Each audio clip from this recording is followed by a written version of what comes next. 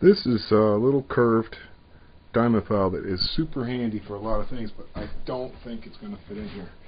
We're going to have to take a quick look here. Let me take off my glasses so my old eyes can get in there.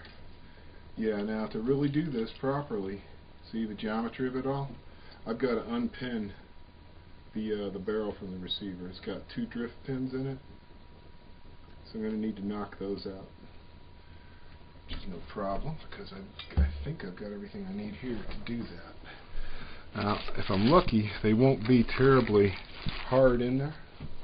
I won't have to beat the heck out of them, you know. But let's see what size we might need. I think it'll probably be whatever my largest size is, I'm guessing. Oh yeah. It would be nice if that puppy just came right the heck out without me having to hammer the heck out of it. Now that thing's set pretty good. So let me go get something to bang with. When in doubt, you know, get a bigger hammer, as they say. Okay, now it would be nice to have all kinds of fancy gunsmith and stuff, guys. But if you don't, and just look at it this way: if you own a high-point carbine, you probably don't have a lot of fancy gunsmith and stuff. Just you know, off the top of my head, could be. But if you get the right punch,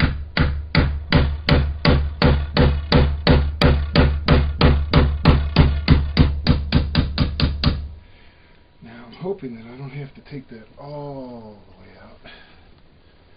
Okay. But when parts fall off, they just randomly fall off on the floor. Yeah, I'm hoping that I don't have to take that all the way out so that it'll be easier to insert later. But you wouldn't want to do this for cleaning. This is strictly for the tuning part that's coming up here. Okay, let's see if I can get this one to come out as nice. You gotta have the right kind of punches for sure, guys. You don't want to have the wrong kind of punches. And it looks like I can go this one a little bit further. I don't know if that freed the barrel yet or not. I'm not sure. Nope. It's only 1/8 of an inch thick. Oh my gosh. Yep, I don't want to knock it all the way out if I can help it.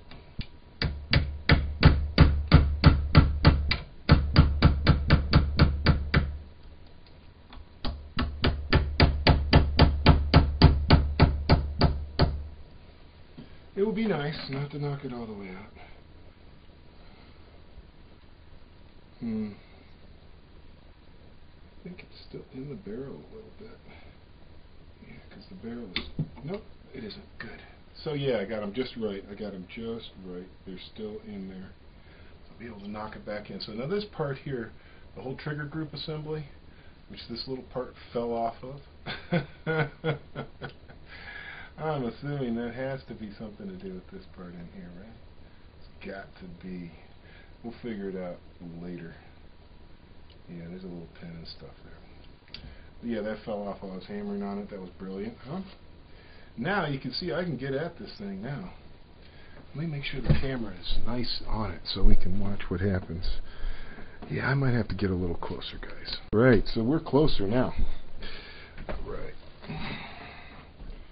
Now, what I want to do, I want to make sure I'm not dealing with a bunch of goop. I don't have to. That is really stinking up the house. Everybody's going to be like, what was that smell in the house, Dad? I'll be like, it was me working on the guns again. So you can see what's up. What I'm trying to do is this part right here. Now, probably after you shoot it 500 times, this will wear in by itself, you know? And you wouldn't need to do anything to it. But what I'm doing is I'm going to take that from being a sharp edge to a rounded edge. I'm going to do it just a little bit at a time. I'm going to go back and forth on it. And I'm going to blend it right into the chamber. I think the reason the cartridges are filthy on this gun is because it's a blowback design. The breech never locks. There's no lock on the breech. It's just held by spring power. And the minute you fire, it slams the breech open. and it goes through its little routine of chambering the next shell, you know, shucking it off of the magazine. Yeah. This metal is not terribly hard, so I don't want to be really aggressive with it. I can actually roll my file. I don't want to go in there and start scratching up the chamber, so I got to be careful of all of that. I think that that'll need to get polished off with some 600 grit sandpaper, and then maybe, if I can get it in there, my little Dremel buffing wheel will buff that. Now you can see where there's a kink in the ramp. This ramp is milled right here, and then you can see the milling work.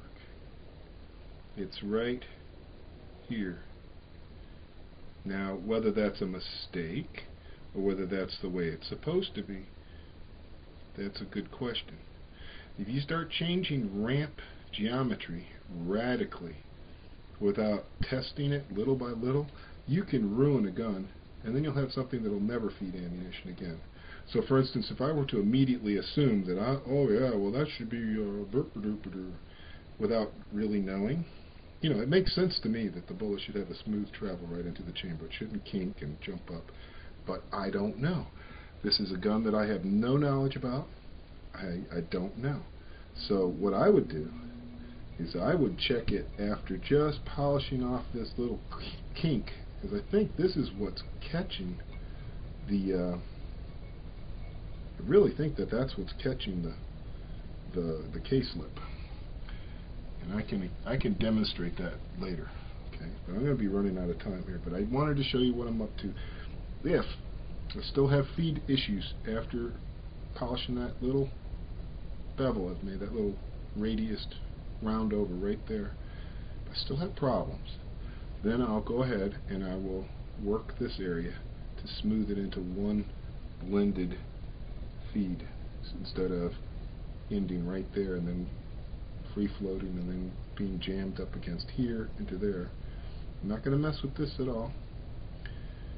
I'm not going to even touch that. But I'm going to work on this with some 600 grit. And I'll save you that. And then we'll do some tests and whatnot, and if it works good, great. If not, we can come back to it. But you can see I got some more work to do on the trigger group and figure everything out and see how far I can take this apart, and need to take it apart to clean everything, lube everything, check for friction on everything, and try and optimize it. And I'll get back to you on that. Okay, guys. Oh, it's off frame the whole time. Yeah, I was talking about this piece here. This guy here, the trigger group. Alright then. Guys, just one more quickie here before I have to run down to the road and get the kids from the bus. But I got it so it feeds in there without that case lip catching on it. But check this out. Check how loose this I don't know, maybe if I put it on macro. I'll show you how loose. Can you see how much that's moving in the chamber? See me rocking it around in a circle? That's why you get gas down the sides, because this chamber is over huge, so nothing will ever get stuck in there, no matter how dirty and foul it gets. And it just sort of seats up in there, and then that's it. So, big wobble. See? But here's what I accomplished. Not much. I didn't want to do much. Take it easy when you're doing these little improvements to make sure that what you're doing is actually going to accomplish what you want. So if that feeds and I don't have to do anything else, mission accomplished. Sound it out. Great first watching. Hey guys, you know, I have a tight schedule, so picked up the kids and popped pizza in the oven and put the gun back together in just a few minutes after I cleaned it thoroughly, of course. And I worked it over and I figured out how everything goes together. This is a relatively simple gun, so you know, if people have trouble putting this thing together, they'd probably have trouble putting a 1911 together. You know what I mean? There's really nothing to it. It's a neat little gun. I can see huge room for improvement with the stock arrangement and everything like that, but I'm not going to go there yet. Right now, it's got one shot fired before the wife came rolling up the hill, so that was that. and I will do more test firing with this as soon as I can. But it's time for me to feed everybody and do my house stuff and be a husband and a parent and every other little thing that I have to do besides being a tactical nut. But I'll tell you what, man, this is a bad mamma jammer. Ding, ding, ding, ding, ding on the steels. I'm gonna try and get it sighted in so I can make good use of it at the ranges this weapon will be effective. And probably put some grip tape or something in it, man. It's slippery as hell. Especially get at least a little bit of oil on it. Wow. But everything works on it. Everything functions on it. It loaded and fired around the first time, so that's a good sign. Gotta love that. Alright guys, more on this